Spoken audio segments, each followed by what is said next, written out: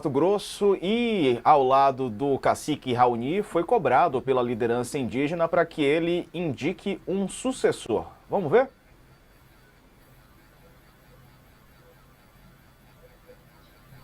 Daqui a pouquinho, a gente vai ver assim que a gente apertar o play. Vamos lá, 1, 2, 3, play. Fomos? Que pedir para o senhor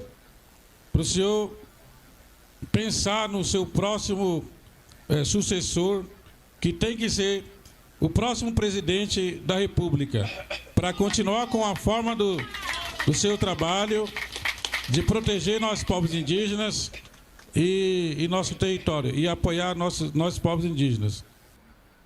Tá aí a tradução feita do que disse o cacique Raoni. E essa pressão, pessoalmente ali, Carla, em cima do presidente Lula. Então, é curioso, viu, Diego? Vou dar um spoiler de uma coluna que eu estou fazendo, terminando de apurar aqui, conversando com algumas fontes. Eu acho que é importante essa mensagem do cacique olhando para o Lula e falando isso, porque muita gente pensa isso e não tem coragem de dizer para o presidente, né? E aí, por outro lado, o presidente Lula dá sinais de que ele não pensa em outro sucessor a não ser ele mesmo. Inclusive, nessa semana, na quarta-feira, ele esteve na residência oficial do Senado, Davi Alcolumbre. Não foi um jantar, né? Foi um encontro que tinha ali umas comidinhas, mas não era exatamente jantar, na residência oficial com alguns senadores para conversar sobre a conjuntura, para falar sobre a importância das matérias no Congresso, mas o presidente Lula, nesse encontro com os senadores, estava bastante animado, bastante otimista, dizendo que está cuidando da saúde, que é ele o candidato em 2026 mesmo, e falando um pouquinho sobre o momento dele atual, dizendo que ele não vê essa questão dos cenários das pesquisas de desaprovação como algo irreversível, que ele acha que há condição de mudar isso, que ele vai lutar para mudar isso, que é um cenário de momento, mas que ele vai, a efeito do que fizeram ontem em um evento marcando os 2 anos do governo, viajar pelo país mostrando o que o governo dele está fazendo, que ele vai sair do Planalto, que ele vai chegar na população, que ele vai ter votos e que ele é o favorito para 2026, além de um candidato. Ele se acredita, ele se colocou como candidato e ainda se coloca ali para os senadores de uma forma otimista como sendo o favorito.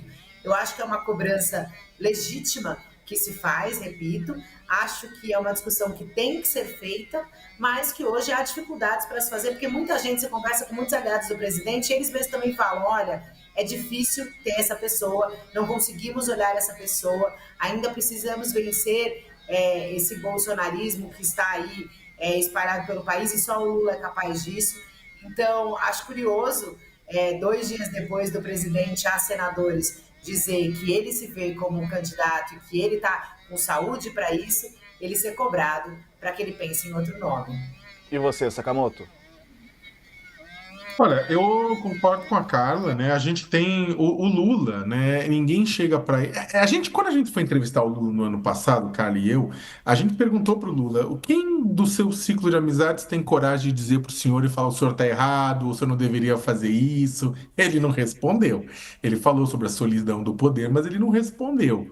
Né? E isso é equivalente. No primeiro mandato e no segundo mandato, o Lula tinha uma entourage, um círculo próximo que era que jogava real. Era o Dirceu, o Dulce, o Guxiquem, Gilberto Carvalho, Paulo Vanucci, jogava a Clara, a gente falava uma real para ele. Falava, "Ô, tá errado, o senhor mandou mal, o senhor fez errado, ó, o senhor não está fazendo o negócio certo." Agora, a entourage do Lula, de certa forma, é quem estava do lado dele enquanto ele estava preso. Uma parte do PT deu as costas, uma parte da esquerda deu as costas. Agora, tinha um pessoal que estava do lado dele, sabe? E aí é a entourage mais próxima dele hoje, ou algo próximo disso, que inclui, inclusive, o ministro Fernando Haddad, entre outras pessoas, a ministra Gleisi, né? Tudo isso. Agora, mesmo essa entourage, na minha avaliação, eles não têm, não vou dizer coragem de falar isso, mas o Lula também é outro. Eles não chegam e falam isso pro Lula, falam de uma forma diferente, mas algumas coisas com relação ao que o Lula deveria ou não deveria fazer, é um pessoal que não sente tão à vontade de falar, na minha avaliação, de jogar algumas reais, como aqueles companheiros dele, que muitos deles eram os mesmos que andaram do lado dele na época dos sindicatos metalúrgicos do ABC, né? Então, eram pessoas que estavam desde sempre, né? Tirando de si, mas eram pessoas que estavam desde sempre com ele. E o que isso significa? Significa, inclusive, a transferência de poder, a sucessão de poder. Quando a gente pergunta para o Lula sobre sucessão de poder, ele fala: não, o PT tem o grupo de jovens, o grupo disso, o grupo daquilo. Não é disso que ele está falando.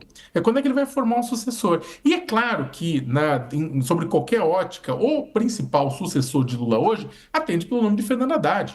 Isso aí todo mundo sabe, ele já disputou uma presidência, tem recall. Só que ele depende enormemente de uma situação da economia. Se a economia deslancha, flutua, céu de brigadeiro, o Haddad vai ter o mesmo potencial eleitoral que teve um outro ministro da Economia chamado Fernando Henrique Cardoso, ministro da Economia de Itamar Franco, né? Aí você tem um potencial, explode, aquela coisa. Caso contrário, não dá, ele não vai ter um nome forte, ele vai ser o Tachad, ele vai ser tudo isso.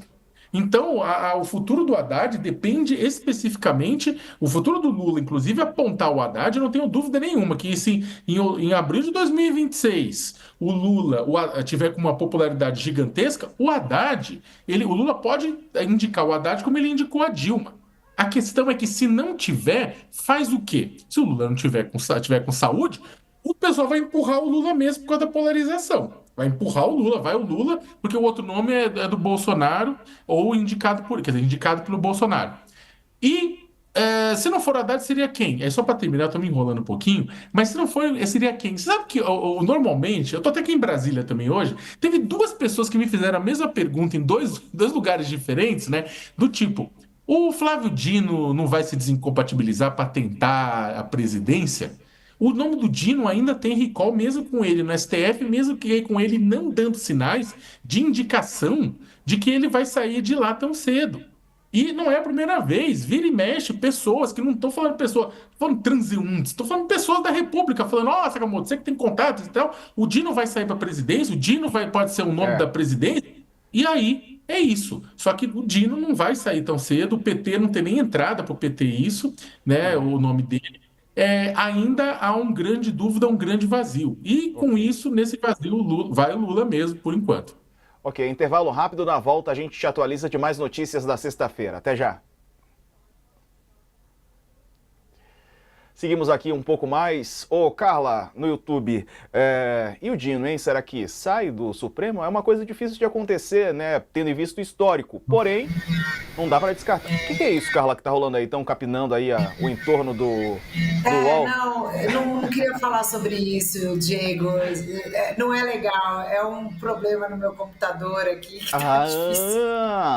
Tá ouvindo um barulho? Eu falei, gente, Eu tô tentando. Eu também achei que era um cortador de grama. Eu achei que estavam capinando aí no entorno. Eu achei que era cortador de grama. Eu falei, pô, estão cortando grama aí na. Então me fala sobre o Dino, então. Tá ótimo, vai lá. Estou tentando falar mais alto, se possível, aqui. De fato, como o Sakamoto colocou, há pessoas que dizem isso mesmo. E o Dino? Você fala com o Dino mostra sinais. O ministro Flávio Dino, de fato, ele cumpriu a promessa dele quando foi para o Supremo. Ele disse: tirei a toga. E ele, que era uma pessoa assídua em entrevistas, assídua em receber jornalistas, mudou o seu comportamento. Ficou, de fato, um juiz mais retraído. Mas quem conhece ele no entorno dele diz que ele, obviamente, ainda tem o político morando dentro dele, é jovem e ainda pode vir a tirar a toga e voltar a ser político.